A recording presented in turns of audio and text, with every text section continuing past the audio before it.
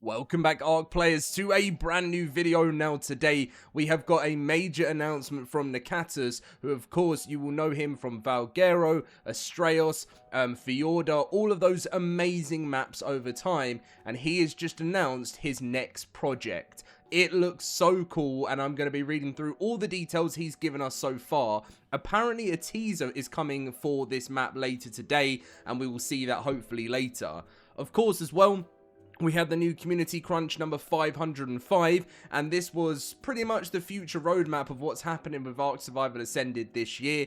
And if you haven't seen, Genesis Part 1 is officially coming to the game on the 25th of June. So you've got just over a month to prepare for Genesis Part 1. It's going to be very exciting. It's going to be very different from what we've known from the past. It's been over 6 years since Genesis Part 1 launched on Ark Survival Evolved, so it's truly going to be a really interesting one. If you enjoyed today's video, drop a like, subscribe, and let's get in with it.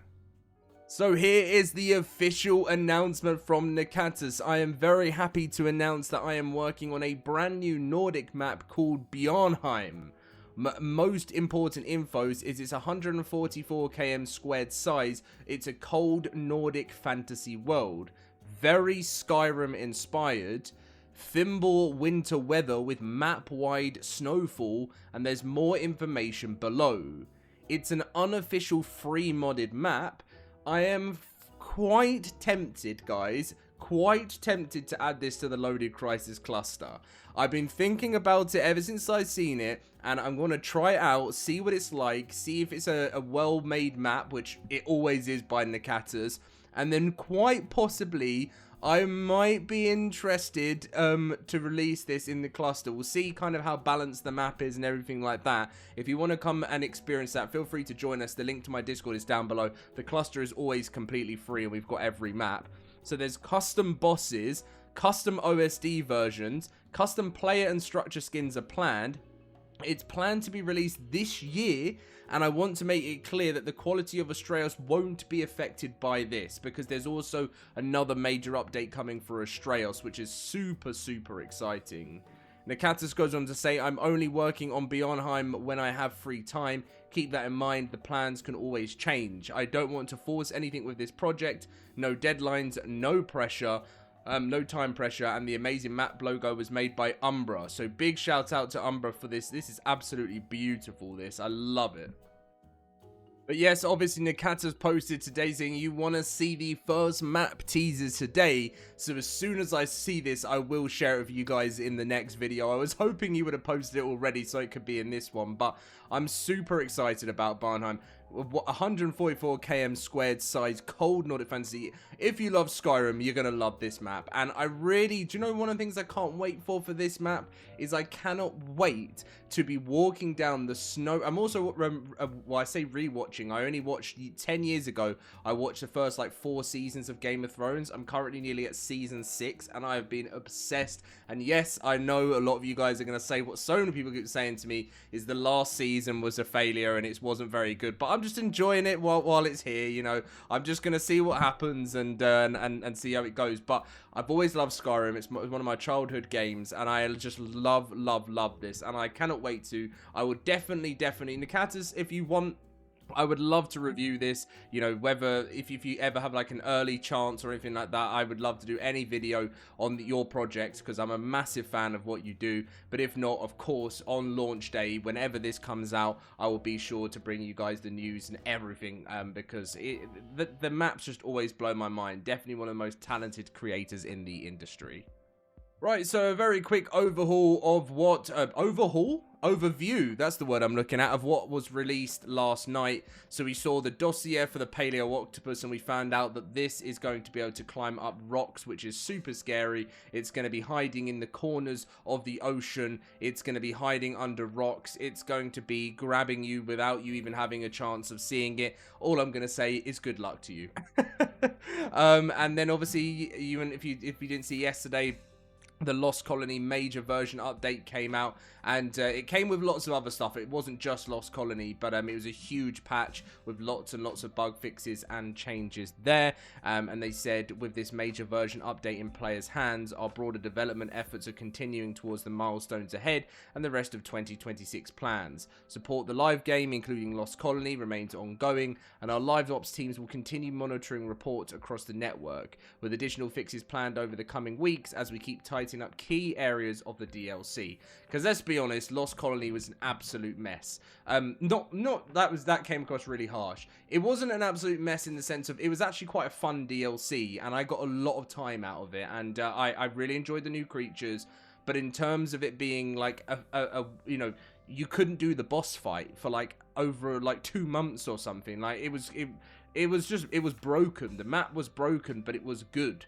And that's always the problem, right? And this is what I'm getting super excited about Studio Wildcard hiring all of these new Unreal Engine devs and stuff, because if they can source from people that truly know how to make this game better, that is going to make their life easier. It might not be cheaper, but it's going to make their lives easier because, you know, and I'm sure they've been hiring great people over the time, but it's sadly not been good enough. I've got to be honest. You know, the game's amazing. It's one of the best games ever, in my opinion. Best survival games ever. Not the best games ever in the world, but survival games ever.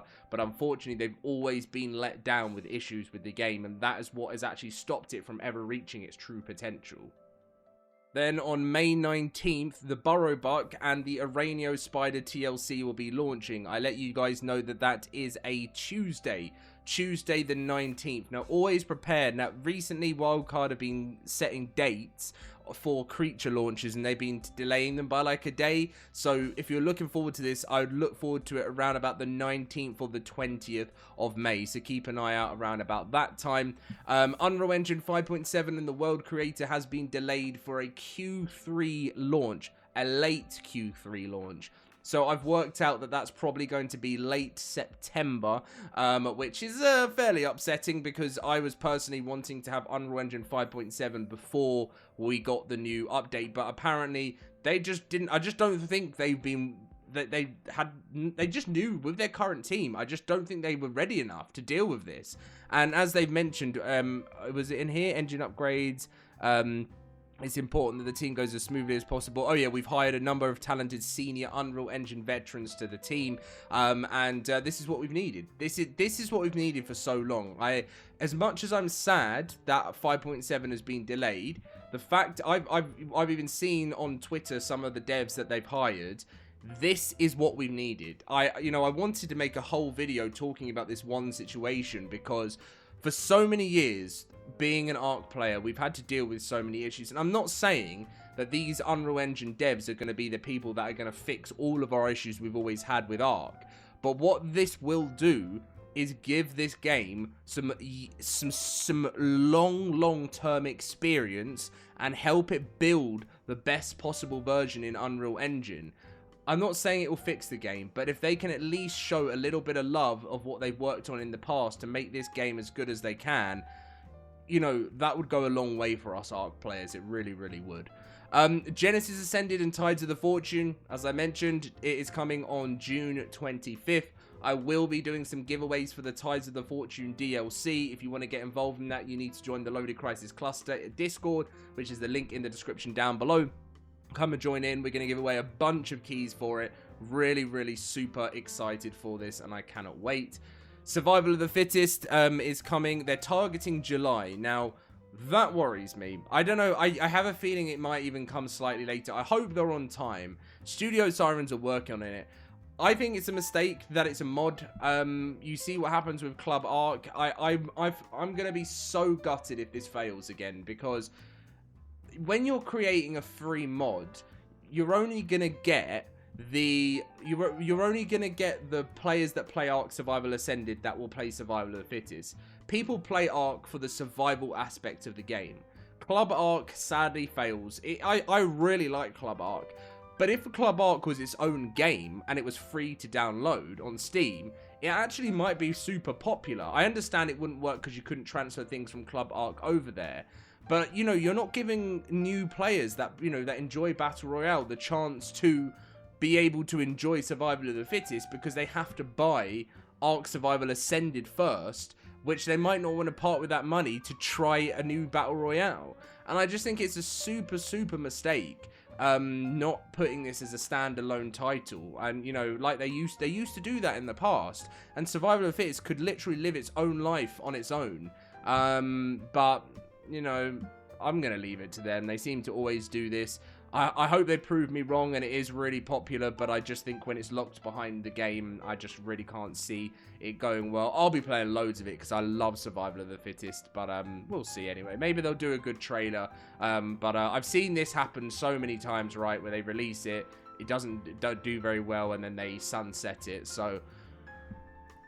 it's down to them. I'm not the developer. I just, you know, I've worked in PR, in gaming. I've worked throughout the gaming industry like most of my life, and I just personally think it's a bad move from them not making it standalone. But anyway, that's enough of me talking about Survival of the Fittest.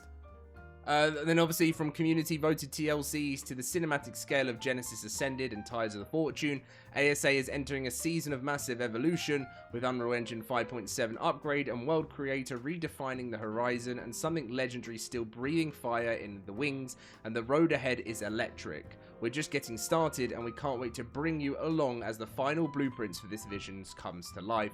And of course, after all of this stuff, later in the year, Dragontopia will be coming, which is planned for December. So it's going to be a really interesting year for ARK. A lot going on. Should be fun.